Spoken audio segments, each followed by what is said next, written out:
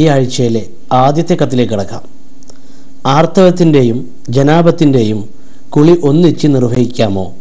ഒരു സഹോദരി മഞ്ചേശ്വരത്ത് നിന്നുമാണ് ഈ കത്ത് എഴുതിയിരിക്കുന്നത്. ആർത്തവത്തിൻ്റെയും ജനാബത്തിൻ്റെയും കുളി ഒന്നിച്ച് നിർവഹിക്കാവുന്നതാണ്. വലിയ അശുദ്ധിയെ നീക്കുന്നതിന് വേണ്ടി കുളിക്കുന്നു എന്ന് നിയത്ത് ചെയ്താൽ മതിയാകും. വർഷങ്ങളായി റബ്ബിനെ മറന്ന് ചീത്ത പ്രവൃത്തിയിൽ ജീവിക്കുന്ന മാതാവിനെ വെറുക്കാമോ? ബഷീർ ചങ്ങരംകുളത്ത് നിന്നുമാണ് ഈ കത്ത് എഴുതിയിരിക്കുന്നത്. ഒരിക്കലും വെറുക്കാൻ പാടില്ല. ആ മാതാവിനെ സ്നേഹിക്കുകയും അവർക്ക് കഴിയുന്ന ഉപകാരങ്ങൾ ചെയ്തു കൊടുക്കുകയും ചെയ്യണം.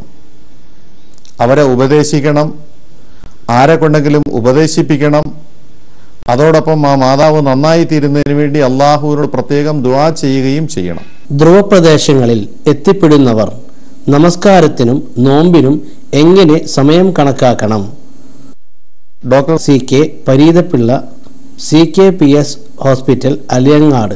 ധ്രുവപ്രദേശങ്ങളിൽ എത്തിപ്പെടുന്ന സത്യവിശ്വാസികൾ അതിൻ്റെ പരിസരത്തുള്ള രാജ്യങ്ങളിലെ സമയമനുസരിച്ചാണ് നോമ്പ് പിടിക്കുകയും അതുപോലെ തന്നെ നമസ്കാരം നിർവഹിക്കുകയും ചെയ്യേണ്ടത്. പരിസര രാജ്യങ്ങളിലെ സമയമാണ് അതിന് പരിഗണിക്കേണ്ടത്. സംഘടനകൾ പരസ്പരം മത്സരിച്ച് തൊട്ടടുത്ത പള്ളികൾ പണിയുന്നതിനെ കുറിച്ച് എന്ത് പറയുന്നു? K അബ്ദുൽ ജലീൽ, ചെറുകോട് നിന്നുമാണ് കത്തെഴുതിയിരിക്കുന്നത്. ഖിയാമത്ത് നാൾ അടുത്തു എന്നതിൻ്റെ തെളിവാണ് ഒരു പ്രദേശത്ത് സംഘടനകൾ പരസ്പരം മത്സരിച്ച് പള്ളികൾ കെട്ടിയുയർത്തുന്നത്. ഇത് ഈ കാലഘട്ടത്തിൻ്റെ നാശം എന്ന് വേണം പറയുവാൻ. ഓരോ ദിവസവും പുതിയ പുതിയ സംഘടനകൾ ദീനിൽ ഉടലെടുക്കുകയാണ്. എല്ലാ സംഘടനകൾക്കും ആവശ്യത്തിന് പണമുണ്ട്. ആദ്യം ചെയ്യുക സ്വന്തമായി ഒരു പള്ളി ഉണ്ടാക്കുക എന്നുള്ളതാണ്. ഞാൻ ഈ അടുത്ത കാലത്ത് കാസർഗോഡ് പടന്ന എന്ന് പറയുന്ന സ്ഥലത്ത് പോവുകയുണ്ടായി.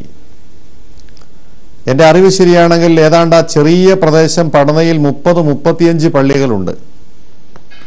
റോഡിനിരുവശം മുഖാമുഖം പള്ളികൾ, തൊട്ടടുത്ത് അപ്പുറത്തും ഇപ്പുറത്തും പള്ളികൾ. ഓരോ സംഘടനകളും തങ്ങളുടെ പ്രതാപം തെളിയിക്കുന്നത് പള്ളികൾ കെട്ടിപ്പടുത്തുകൊണ്ടാണ്. ഇത് വിഭാഗീയതയാണ്, ഇത് നല്ലതല്ല. പരിശുദ്ധ ഖുർആൻ ചില പള്ളികൾ പൊളിച്ചു കളയണമെന്ന് പറയുന്നുണ്ട്. ഇന്ന് സംഘടനകളുടെ പേരിൽ ഉണ്ടായിത്തീരുന്ന ഈ പള്ളികൾ പലതും നിൽക്കാൻ അർഹതയുള്ളതല്ല, പൊളിച്ചു കളയപ്പെടാൻ യോഗ്യതയുള്ളതാണ്. അല്ലാഹു സുബ്ഹാനഹു വ തആല സത്യം മനസ്സിലാക്കാൻ, വിഭാഗീയതയിൽ നിന്ന് രക്ഷപ്പെടാൻ നമ്മെ സഹായിക്കുമാറാകട്ടെ. സഹനതയും വിട്ടുവീഴ്ചയുമൊക്കെ ദീനീ സംഘടനകളിൽ നിന്ന്, ദീനീ പ്രവർത്തകരിൽ നിന്ന് ഇല്ലാതായിത്തീരുന്ന ഒരു കാഴ്ച ഖേദകരമാണ്, സങ്കടകരമാണ്. അള്ളാഹു ഉള്ളു തുറന്ന് ചിന്തിക്കുവാൻ എല്ലാവർക്കും തൗഫീഖ് നൽകട്ടെ എന്ന് വേദനയോടുകൂടി പ്രാർത്ഥിക്കുന്നു. ജനാബത്തുണ്ടായി കുളിക്കാൻ കഴിയാതെ കുറച്ച് നോമ്പുകൾ നഷ്ടപ്പെട്ടു. ഇത് 1/60 എന്ന നിലയിൽ ഖളാ വീട്ടാമോ? ഫാത്തിമ കുട്ടി, മലപ്പുറത്തു നിന്നും. പരിശുദ്ധ റമളാൻ മാസത്തിൽ രാത്രിയിലാണ് ജനാബത്തുണ്ടായതെങ്കിൽ അതിൻ്റെ പേരിൽ കുളിക്കാതിരുന്നാൽ പകൽ നോമ്പ് ഉപേക്ഷിക്കേണ്ട ആവശ്യമില്ല. ജനാബത്തിൻ്റെ പേരിൽ നമസ്കരിക്കാതിരിക്കുന്നത് പാപമാണെങ്കിലും ജനാബത്തോടു കൂടി തന്നെ നോമ്പ് പിടിക്കാൻ ഇസ്ലാം അനുവദിക്കുന്നുണ്ട്. അങ്ങനെ നഷ്ടപ്പെട്ടു പോയ നോമ്പുകൾ അതിന് പകരം 1 എന്ന നിലയിൽ വീട്ടിയാൽ മതിയാകും. 60 പിടിക്കേണ്ട ആവശ്യമില്ല. ജനാബത്തുണ്ടായപ്പോഴും നോമ്പ് പിടിച്ചാൽ മതിയായിരുന്നു.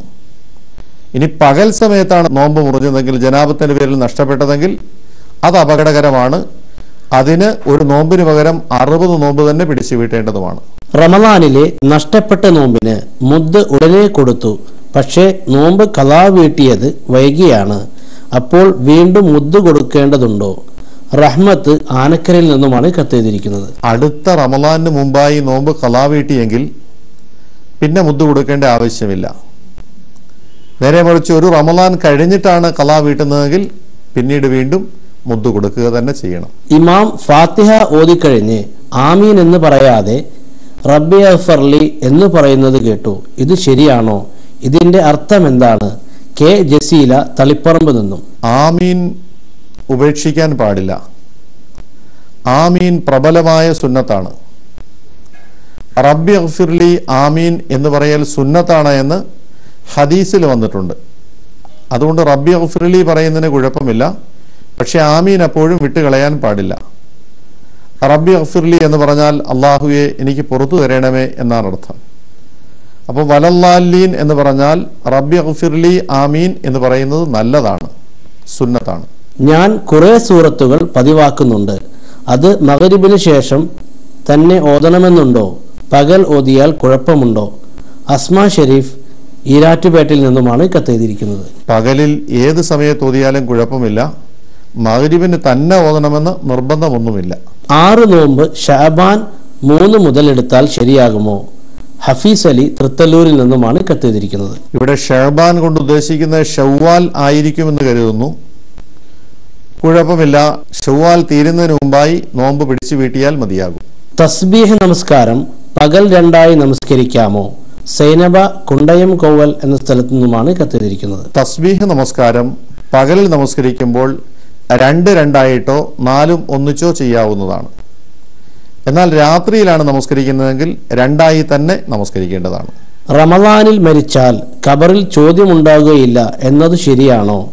ആയിഷ വയനാട്ടിൽ നിന്നും. വെള്ളിയാഴ്ച രാവിലോ പകലിലോ മരണപ്പെട്ടാൽ ഖബറിൽ ചോദ്യമുണ്ടാകില്ല എന്ന് ഹദീസിൽ വരുന്നുണ്ട്.